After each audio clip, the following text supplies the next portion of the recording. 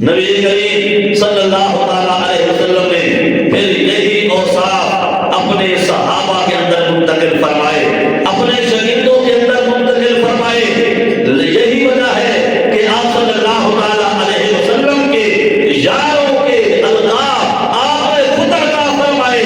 آپ نے دیکھا کہ میرے محبوب میرے یاروں کے اندر صداقت پائی جاتی ہے، میرے یاروں میں عدالت پائی جاتی ہے، میرے یاروں میں سخاوت پائی جاتی ہے، میرے یاروں میں بہادری پائی جاتی ہے۔ جاتے جاتے میرے محبوب ان کو القاب خود عطا فرما کے گئے، تاکہ جب میرے محبوب صلی اللہ علیہ وسلم نے فرما دیا کہ صدیق سچا ہے، میرے اللہ نے کہلا دیا کہ صدیق سچا ہے، قیامت تک آنے والے کوئی اگر کتا ان کی زبان کھلے گی صدیق اکبر کے خلاف تو پتہ چل جائے گا میرے محبوب سچے ہیں، یہ ویسے بھوکرا ہے۔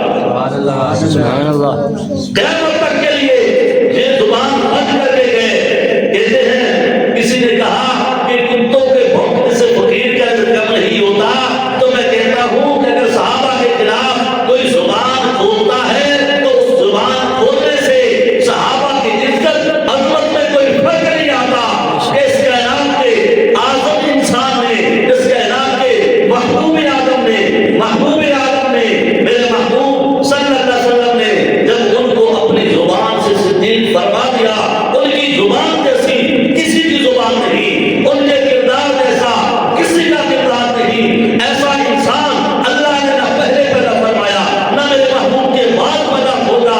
میرے محبوب نے جو فرما دیا وہ حق ہے، وہ سچ ہے، وہ پکی بات ہے، وہ پکی بات ہے، وہ ایسی بات ہے اس کو رد نہیں کیا جا سکتا۔ اگر کوئی کہے سورج مشرق سے نکل آیا یہ تو مانا جا سکتا ہے، مغرب سے نکل آیا یہ بات تو مانی جا سکتی ہے، لیکن کوئی کہے میرے محبوب کی فلاں بات جھوٹی ہے، نعوذ باللہ من ذالک، یہ نہیں مانا جا سکتا۔